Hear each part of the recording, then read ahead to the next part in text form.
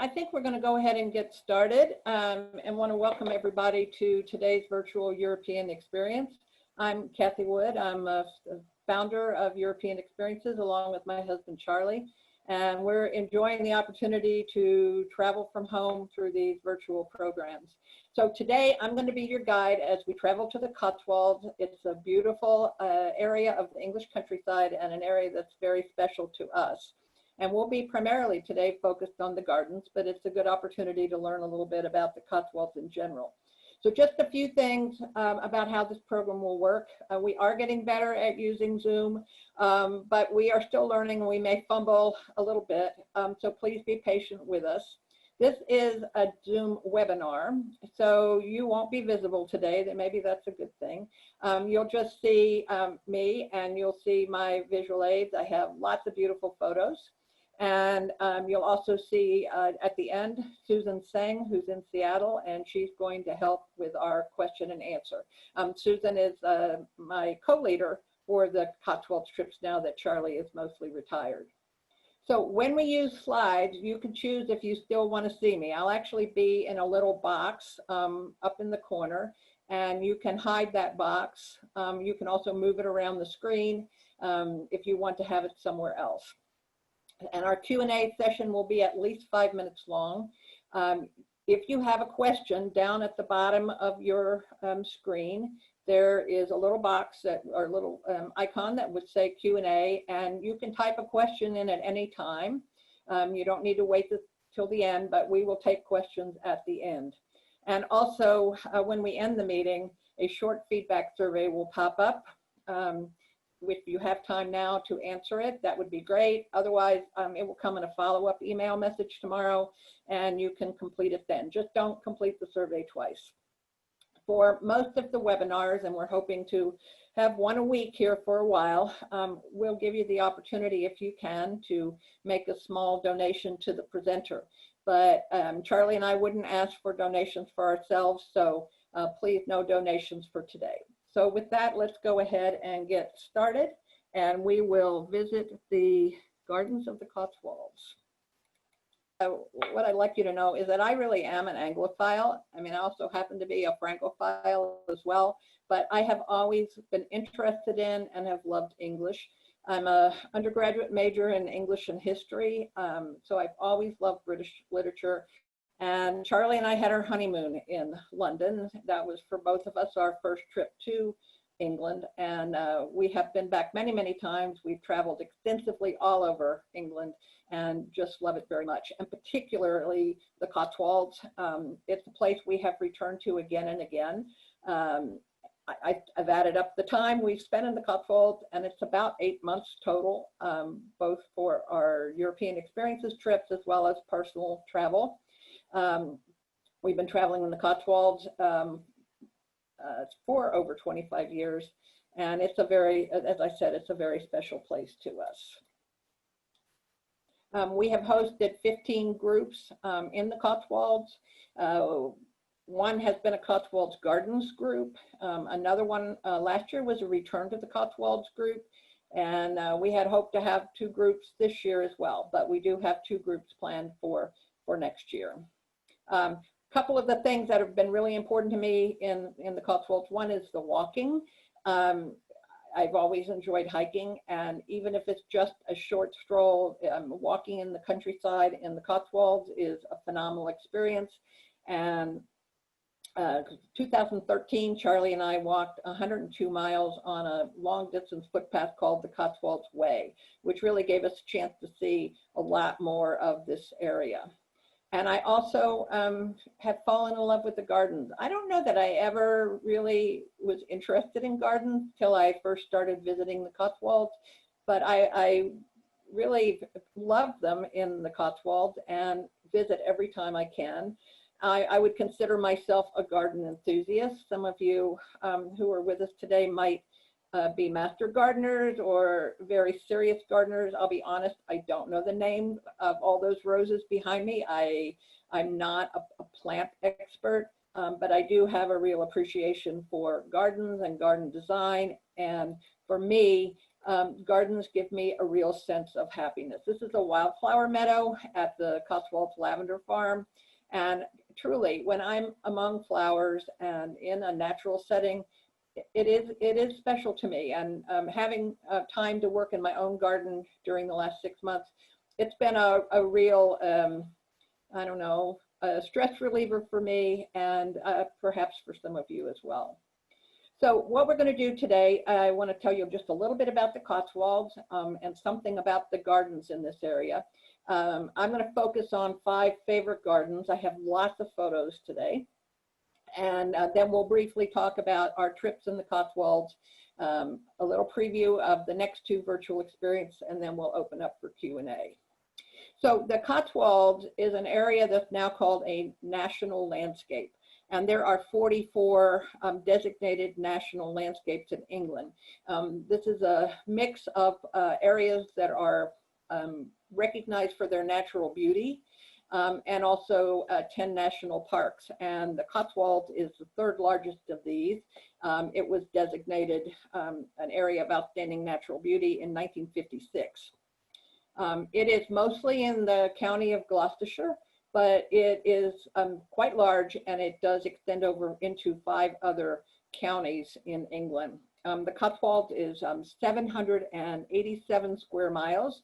It's 25 miles wide and 90 miles long, and includes a host of small villages, no cities, some larger market towns. The word wolds means hills, and they believe Cots had something to do with sheep. We'll talk more about that. But the Cotswolds are characterized by rolling hills that actually rise up from the meadows of the beginning of the Thames River. And it rises up to an escarpment, which is another word for cliff. So it rises up to a cliff and then drops off very, very sharply to the countryside below. It is an extremely rural area. More than 80% of the land in the Cotswolds is agricultural, sorry. And there's a lot of crops grown, winter wheat, barley, rapeseed, which is absolutely beautiful when it's blooming. But what the Cotswolds are mostly known for are sheep. There's almost 300,000 sheep in the Cotswolds, and the emblem of the Cotswolds is this shaggy looking sheep there, and that's what's called a Cotswolds lion. It's a certain breed of sheep. Also, there's some large vegetables farms, and what this means also for dining in the Cotswolds is that they really can do farm to table. You're eating a lot of local produce, and that's, I think, a very positive thing. I just wanted to show you briefly something of what the countryside looks like. These are all these pictures are from within a few miles of our host village, which is Chipping Campden, that you see down there below. And Chipping Campden is surrounded by fields. This is the church in Chipping Campden, and right behind the church, you're likely to see sheep. The picture in the top right is at the Cotswolds Lavender Farm, and they have something like 90 acres of lavender fields. It's really quite spectacular. The other thing that is very important in the Cotswolds is that it's on a base of Jurassic limestone, and this is this beautiful honey-colored stone that gives the Cotswolds a very unique characteristic. I just pulled up some pictures from Chipping Campden, which is an absolutely lovely village, and you see this golden honey-colored stone. It's all quarried from nearby. Some of these buildings date from the 15th and 16th century. And the picture in the middle, that's actually the little family-owned hotel where we stay as a group. The other thing about the Cotswolds is it's a very ancient place. I've actually visited a burial tomb in the Cotswolds. It's along the walk that I told you about. And it's 5,000 years old. So prehistoric people were living there. The Romans, they actually built a lot of the roads there. There's a number of Roman sites in the area. So there's some 5,000 years of history. Henry VIII was there. William Shakespeare grew up about 30 minutes, well today, 30 minutes drive away. So an enormous amount of history. Exactly where are the Cotswolds? You can see here a map of England, and the Cotswolds is here, right here. It's about an hour and 40-minute train trip from London on a direct train line. It's kind of in the central south part of England. And then here we can look more closely at the Cotswolds. Down in the south, the beautiful small city of Bath, lovely architecture. The escarpment is rising here on the left, and then the countryside below, and the Thames begins in here around Kemble and heads off to Oxford. So that's the Cotswolds. So the Cotswolds Way walk that I did, and Susan also has done this walk, it really followed along this escarpment. Okay, let's talk about gardens. It is an area where gardens flourish. It's like everything really comes together here. The climate, it's very mild, it's temperate, not too hot in the summer. We occasionally get a hot day, but that's unusual. And it's not too cold. It's unusual to have snow. It does happen, but it's not a normal occurrence. And then they get a good amount of rainfall throughout the year. We always, knock on wood, hope that it doesn't happen during our tours, and we've been really, really fortunate.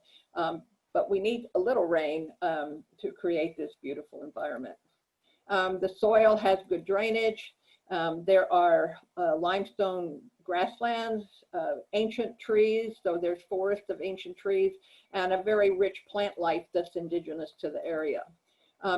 I could really say that it's a picture-perfect landscape, and the gardens that have developed in the Cotswolds really take advantage of the landscape. The villages, the stone, the walls, stone walls, the lovely meadows and pastures. It's really just a perfect environment. And I think the other thing that's important is that this has been an affluent area, both in the past and in the present. In the Middle Ages, it was a very wealthy area because of wool. And so people became well-to-do. They built beautiful villages. They had lovely manor houses. And beyond the kind of garden you have just to grow your own food, people started to develop gardens just for pleasure. And that's true in the present day as well. You've got some lovely manor houses, mansions, even some castles, and often they will have a lovely garden, and that's been helpful. Back in the Victorian era, well-to-do people became very interested in plants, and they either went on or sponsored plant collection trips where they went to other countries and brought over plants and really expanded the nature of gardens. So what are some typical features of Cotswolds gardens?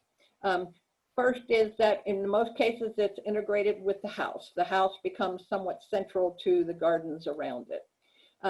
This is really important because it originated in the Cotswolds, but the idea of garden rooms, each one of which would have a particular theme, kind of like the rooms in your house where you have a different, perhaps color scheme or decorating scheme, so you have in a garden.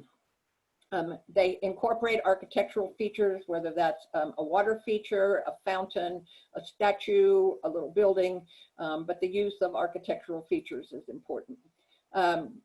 Colored themed borders. So borders often quite wide with a few colors that create a theme, and we'll see some examples.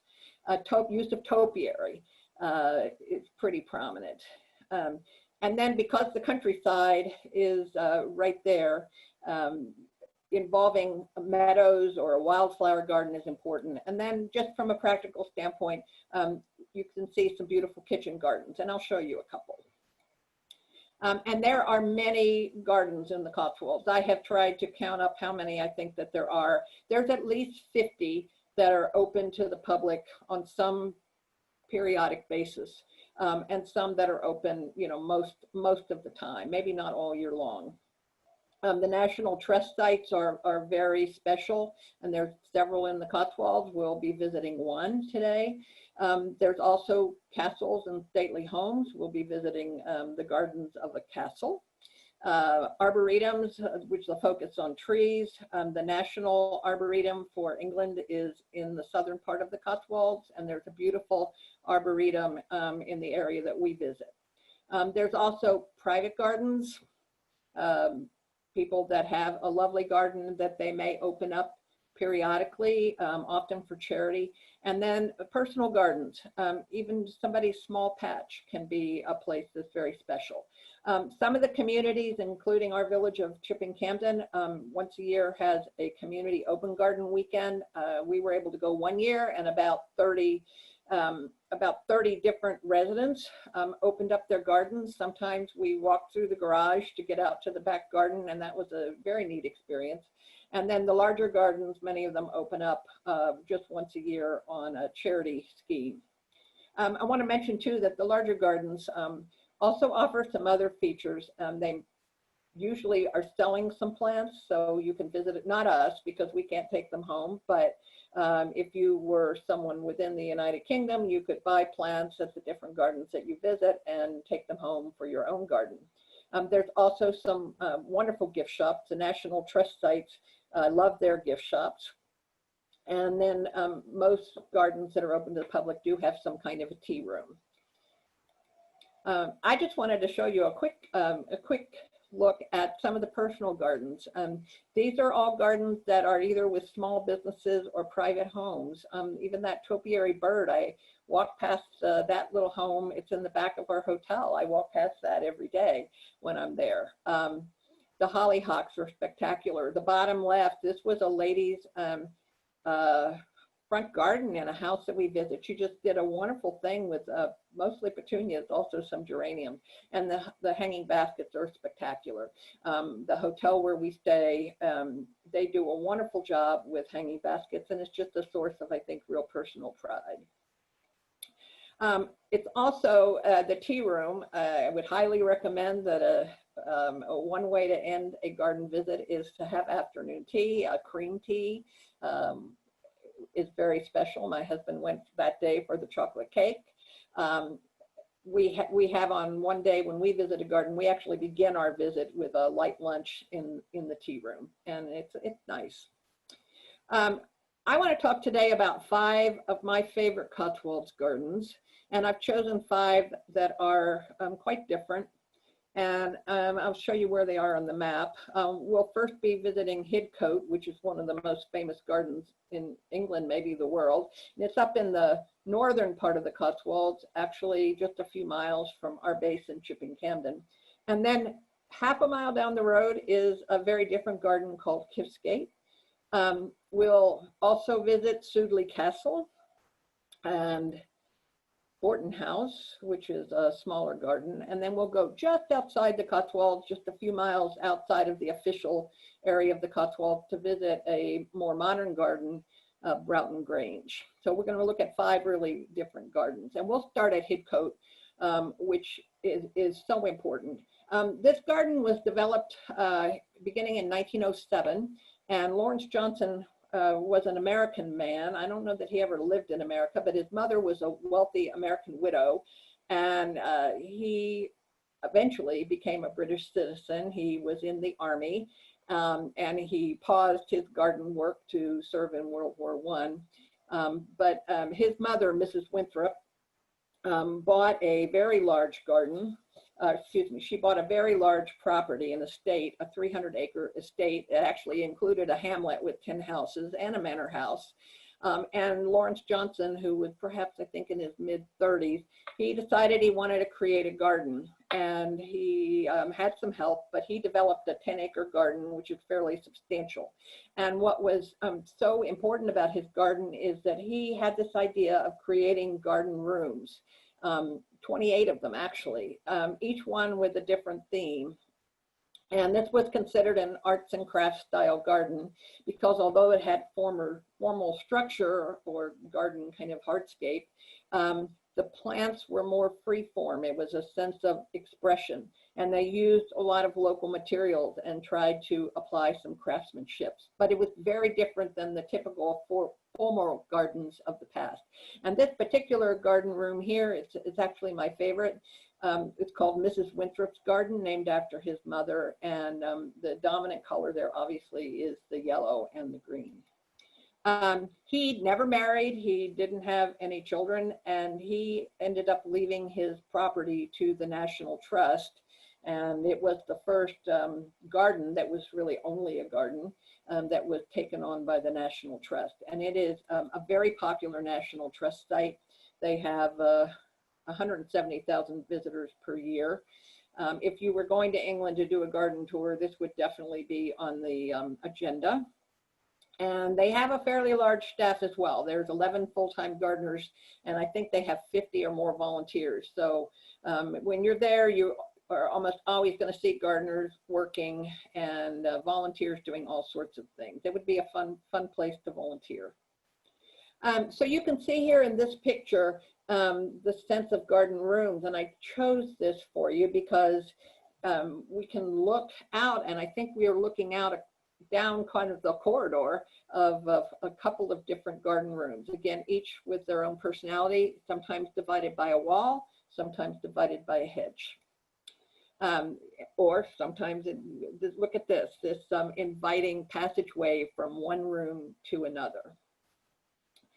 This is called the Old Garden, and one thing I like about this picture, this is one of the first garden rooms you'll visit, is that the thatch cottage in the back. I'm sure everybody likes the thatch cottages. It's not in the garden. It's actually in the little hamlet that is outside the garden, but it becomes, in a way, a part of the scene. Now, this is my favorite. This is called the Red Border, and it's just spectacular. You can't walk on this bit of grass. You can admire this border from either end. And I've been there, most of my visits have been in June and July. And it's just a spectacular blast of red, and then obviously with this beautiful green grass. It's another one of my favorite gardens. This is called the Fuchsia Garden, and it was changed a bit a few years ago. Where before they had these boxwood hedges, they took out the hedges, and now you just have the plants and the paving. But this is a classic Hidcote picture because of the two topiary birds, and we're looking there across to the next room. And now here we are in the next room looking back across, and the delphiniums in this space. This space is almost totally filled by this pool. And during Lawrence Johnson's days of living there, they actually used this as a bathing pool. And now we're going to look from across the pool back up to the two topiary birds who look like they need a little bit of a haircut at that point. But that gives you the sense. I wanted to show you these of how these garden rooms were interlocked. It's another one of my favorite areas, this beautiful lily pond. I have hundreds of pictures in this particular area. The lavender here is interesting. I had somebody from a previous talk who told me now she knew where the name of her Hidcote lavender came from. And there's several plants in his garden that carry the name of Hidcote. But this is just a beautiful spot. And then moving on to another area, this is called the Rose Border, and you see these beautiful yew trees here. Nearby, this is another room. It's the beach alley at the end. There is a statue, and the little road that runs to Hidcote is at the end of that passageway. This is part of the kitchen garden. They have a very substantial kitchen garden, and they also grow cut flowers here. Most of what they grow here, they use in their tea room. So you're actually going to be eating in the tea room food that came from the property. But sometimes they have a surplus, and there's a little room where you can it's an honor system. You can take away some vegetables or fruit. They do have an orchard there too, or you can buy a little bouquet of flowers. Now, this is an example of how the external landscape becomes really a part of the garden. And so this is one of the edges of the garden.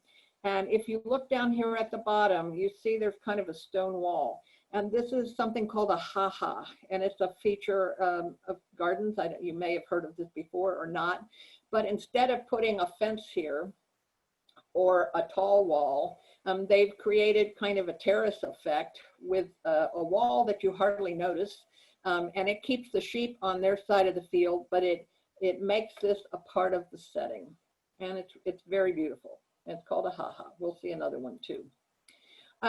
You can move then into a different area of the garden, more shade trees. They have a stream. They have just winding small paths going through what I would consider to be a more natural area. And eventually you end up at another end of the garden where once again that beautiful landscape takes over. So we do visit this garden during our Cotswolds trip, and I've probably been here. Well, we've had 15 groups. I know I've been here at least 15 times, maybe close to 20, and I never get tired of it. It's a little bit different every time. Half a mile down the road is a different garden. It's Kiftsgate Court Gardens, and it was developed. What's unique about this is that it's been developed over now 101 years by 3 generations of women. So the original developer of the garden was Heather Muir, and she bought this property along with her husband, and she wanted to create a garden just for her own pleasure. And it initially was not open to the public. It wasn't open to the public for quite a while. Then her daughter took over, and the current owner, Ann Chambers, and her husband, Johnny, then they took it over. And when you visit this is a family garden, and the Chambers live here in this house. And when you visit it, Ann Chambers might be selling the tickets. We usually have either Ann or Johnny, if they're available, talk with our group for a few minutes. They are very present. They're very involved. It's a smaller, more intimate garden. And what's unique about it is that it's, even though it's only half a mile away, it actually incorporates this cliff. And so part of the garden is at a dramatically lower level, and they have lovely views off into the surrounding countryside. Sometimes you can see 25 miles there. They also have the concept of garden rooms. Major Johnson, Lawrence Johnson, he was a friend of Heather Muir, and he helped her with her garden. She started a bit later. So you see some of that same theme, but it's much smaller, 6 acres. So it's a more intimate garden. Normally they have 2.5 gardeners, and the owners do a lot of work. This year with the pandemic, they were only able to keep one of the gardeners during the time that they weren't able to open. And I think the owners were working extensively out in the garden. And I would say it probably looks pretty good. You can see here the view of the house. This is a garden that very much is built around the house. A lovely border that traverses this whole area to the front of the house. The terrace of the house with those beautiful columns, they've done a lovely job with potted plants there. And then looking off from another section of that initial garden area, a beautiful border of all red flowers, and you can just see down in the distance the countryside, and just right beyond that footpath, it drops down pretty steeply to another section of the garden. Now, I love this area. This is the sunken garden or the white garden. It's often got a pattern of beautiful white flowers. And again, we're still focused around the house. We've always loved those blue chairs. Now, this picture, the man there is someone on one of our groups, and he is standing in front of a very famous plant. I know the pink roses are gorgeous, but the white rose behind him is very famous. This is called the Kiftsgate rose, and it was planted in 1938, and this is still the same rose bush. It is the largest rose in all of England. It is 90 feet wide, and it is 50 feet high. So Dwayne there, he might be a little over 6 feet, but the rose is 50 feet tall, and it actually has covered now 3 trees. You can see it from the parking lot. And they do sell the Kiftsgate rose in their plant sales, but they warn people, do not buy this unless you are prepared for it to occupy a large amount of space. It's also aromatic. We've been there a couple times when it's blooming, and it's really quite spectacular. This is the newest area. It was added, I don't know, 4 or 5 years ago. Each of the generations, each of these 3 generations has added something more. And the Chambers added this area. There's a kind of a piece of artwork down at the far end, and you have to pass through an orchard in order to get here. But it's a little bit of a different, more contemporary space. We're headed back now along a lower border. And this area here, which is yellows and blues, and this little tree has such gorgeous textures. I enjoy walking here very much. We're looking now off into the distance. You can see the Malvern Hills, which again, I think are about 25 miles away. And you head down a fairly steep path here to a lower garden right here, where they have a swimming pool, a pool of sorts. And right here, you see this little bench, and then right here, there's another ha-ha. And so beyond here, this is not part of the garden, but it is part of the beautiful view, and occasionally there's sheep there. We'll see hikers passing through. It's a nice place to rest and relax. Okay, we're going to travel about 30 minutes west toward Cheltenham. We'll stop in the just outside the market town of Winchcombe to visit Sudeley Castle and its gardens. Now, this property is a bit different. It is 1,000 years of history there. And it's had many famous visitors over the year, including Henry VIII, Anne Boleyn. And it's famous as the home and resting place of Catherine Parr. And if you remember your Henry VIII's history, he had 6 wives, divorced, beheaded, died, divorced, beheaded, survived. And Catherine Parr is actually the 6th wife of Henry VIII who did survive. She didn't survive him by very long, but after he died, a few months later, she married Thomas Seymour. He was at that point the owner of Sudeley Castle, and unfortunately she died about a year later following childbirth. But she's the only Queen of England who is buried at a private property. And they have a beautiful chapel there, and they have a lovely tomb of Catherine Parr. So she's become kind of the emblem of the castle. It was ruined in the 17th century in the English Civil War, and then it sat in ruin for a number of years, and then a family of glove makers actually bought the castle, and it was restored, and it's still owned in that same family. It is privately owned. The current owner is a Lady Ashcombe, and her first husband was part of the Dent family. And they realized in order to keep this property going that they needed to open it to the public. And so they developed this. Lady Ashcombe, Elizabeth Ashcombe, she's actually American, and she owns 50%, and I think her 2 children each own 25%. They don't live in the castle anymore. I think they have other accommodations on the property because it's a very large estate, 1,200 acres. And there's a lot going on there. There are 10 different gardens that you can visit. There are ruins of the castle. There are rooms that have been restored that you can visit. There's a little pheasant zoo of really prize-winning rare birds. They have activities for children. You could have a wedding there. If you remember Elizabeth Hurley, she had a wedding there. So they've got a lot of different things going on there. They sometimes even have festivals, but they have 10 different gardens, and the gardens are award-winning. This is called the Secret Garden.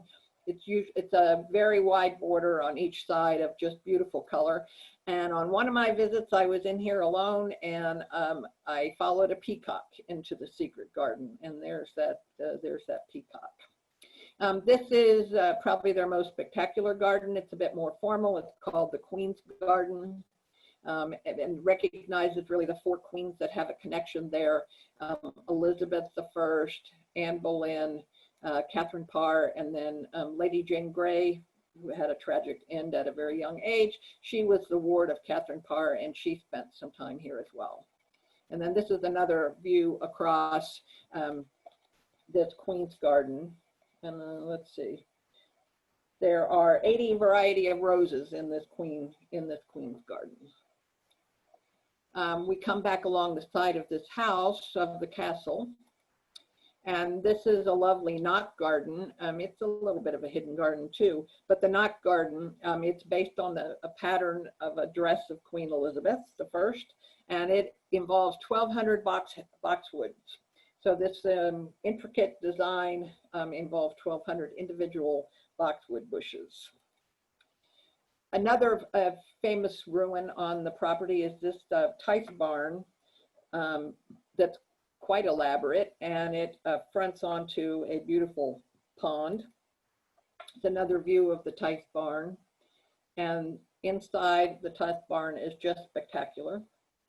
And you can look through the ruins windows out at other aspects of the property. And then there's a lovely woodland walk that leads to the pheasantry. So it just, there's a lot going on here. You could spend a whole day here. They have, of course, a lovely tea room. Our groups, we spend about 2.5 hours. And for some people, they wish that we had more time. It's another one of these places I never get tired of visiting. We'll head back a little bit toward Chipping Campden and visit Barton House Garden. This is quite different. I actually didn't visit here for a while, and now I can't really get enough of this place. I really like it. It's one of these hidden gems. This is a 3-acre garden. It's built around the current house, which is an 18th century manor house. The property is privately owned. It's changed hands a couple of times now, owned by a man from Switzerland. The garden is fairly recent. It was developed in the mid-1980s, and it features borders, topiary. There's some unique water features like this. We'll take another look at this white garden in a minute, and also employs this concept of the garden rooms. And they have 3 full-time gardeners there, and you'll see them at work here in a minute. This is the Tice barn. And it's much older than the house. I think it's 14th century. No, excuse me, 16th century. And you actually enter the garden through this Tice barn. They have their gift shop there. They have the interior part of their tea room there. And this is where you buy your tickets. And soon after entering, you'll come to this gorgeous border, which is spectacular. You see the house there, and then here you see the house from another perspective. The house fronts onto, or front house backs onto, I guess, a large lawn, very large lawn, that has a spectacular borders with the countryside beyond. And here's this red border along the side. You come around the corner and it just smacks you. It's so spectacular. This is the white garden. They've got a water feature with also the sculpture of this bird, but just totally white plants. It's lovely. Another area, they have a shade garden, part of which is inside of this little structure. Different. In another part of the garden, you see again, I guess these are herons. You see again the another fountain with similar birds in a slightly different color, surrounded by topiary. And then in the front of the house, this is just like a fantasy, I think. This little topiary Candyland, I think of it. It's quite spectacular. And then one time I was there, I saw the gardeners at work. The person in the blue is the head gardener. It's a woman, and she talked to our Return to the Cotswolds group last year. But a big part of their job is keeping this topiary in shape, especially when they have a lot of rain. It's another little whimsical area of topiary around the front of the house, these little chickens. This is a kitchen garden where they are growing vegetables. There's a beautiful apricot tree that's trained against the wall, also herbs. So they've got a practical aspect of this as well. Okay, so now we're going to head just a little bit out of the Cotswolds toward the town of Banbury. And this garden we visited last year for the first time with our return to the Cotswolds trip. And it'll be part of any garden emphasized trip that we do in the future. But Broughton Grange is totally different. It's a modern contemporary garden. The estate itself is old. It was once part of the estate of Broughton Castle. But the garden wasn't developed until begin in 1992. It is large. It is 400 acres, of which 120 acres is garden, of which of that 80 acres are just trees. The man who owns it, he is a retired executive owner of a major bank in the UK. And he's passionate about gardens, and especially he's very interested in trees. And he hired a very famous landscape designer, Tom Stewart Smith, who came in at some point and designed some of the more unique features for him. It's open to the public only on a limited basis. They do private visits for groups, and our group had a tour through the garden with one of the gardeners. This was just a spectacular area of plants. When we went through that door and we came to this, I think it just totally took our breath away. The color combinations was so unique. And you can see a close-up here of this particular part of the garden. There's 3 terraces that you pass through. And this is the second terrace. They actually, I asked them if I could take this from their website, because in all the pictures I had, members of our group were ogling and walking on those paving stones in the pool. But you can take a path off to the left, I'll show you that in a minute, or head down the hill. But this is the path that goes actually out to the meadows. And then if you kept going straight down, it's this lovely parterre. It is supposedly modeled on the shape patterns that's on tree bark, and they plant 2 different kinds of flowers here. So what we're seeing here would have been in July last year, but in the springtime they inside the hedge, the boxwood hedge, they plant 4,000 tulips. So I would love to see that, but that's their spring. And I wanted to show you another perspective on this. It's a very large area, and it is absolutely breathtaking, but it's modern. Another area was a wildflower meadow. I think we might have been there just slightly past the prime, but this is one of those fields you could visit every week and it would be different. You head down into a beautiful shade garden. And there's a very unique feature down at the end of this. They call it the stumpery, and they brought in large dead tree stumps from their own property and even some from other properties, and they kind of created a fern garden in and around these stumps. They're truly creative works of art. Another of the more formal gardens, we're getting a little bit closer to the house now.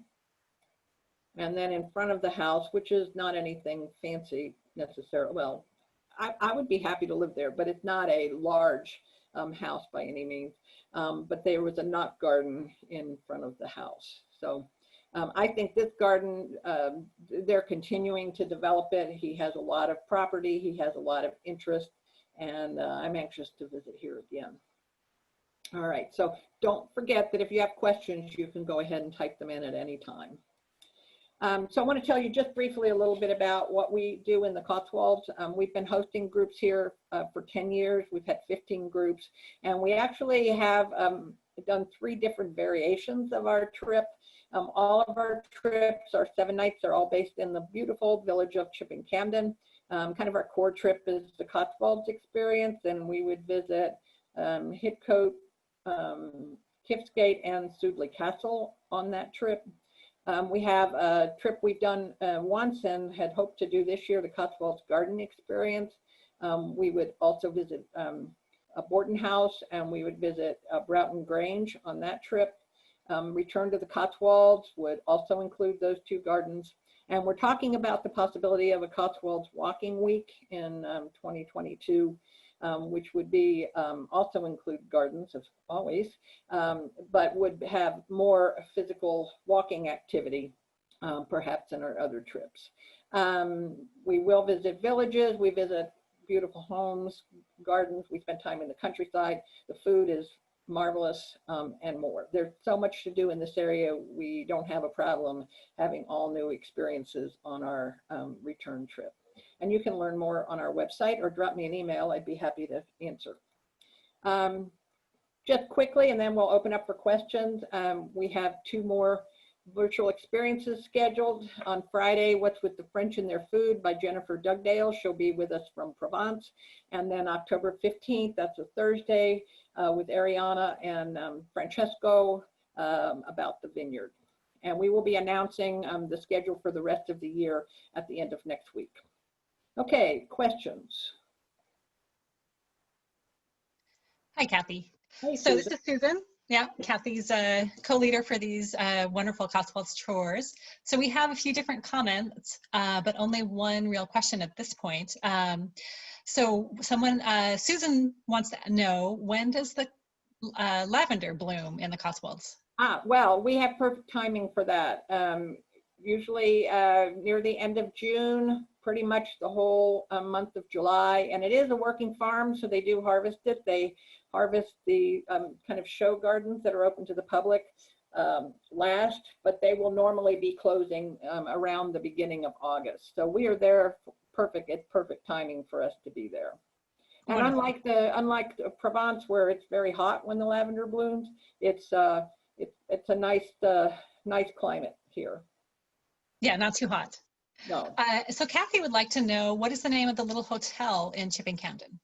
So we stay at a little hotel called the Ligon Arms.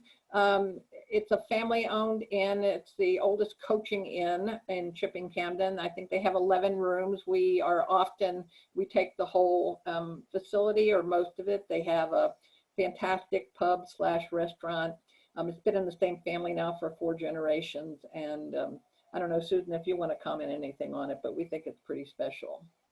Oh, it's wonderful. It has a lovely little lounge as well that, and it's fun to hang out with. And then they have like an inner passageway with tables set outside, so you can, go out there and enjoy, a nice gin and tonic with maybe your Cotswolds gin in the evening if you like. So it's it's a nice place to sit and chat and get to know some of the other people on the tour. Yeah, it's right on the high street. So yes. So that's all the questions. And I think on a quiet end of the high street. So it's not necessarily right in the middle of such a busy part of the high street. But we like Chipping Campden because it doesn't really get a lot of motor coach traffic. It's just the location. They don't really have parking for the big buses. So you tend to have more small groups, walkers, independent travelers there, as opposed to large groups. So I think it's less touristed than some of the other larger villages. Mm-hmm. And I see Margaret has posted a couple times. I'm not sure if you have a question, but I will let you know that when you type something, I can see that you are the person typing it, Margaret. Yep. But Kathy, that is all the open questions I have. Well, if anybody has any other questions, feel free to drop me a note. Be happy to answer it. We did record today's session, and at some point we will share a link to it if you missed the beginning and want to watch again. But thank you all for joining us, and we will see you next time.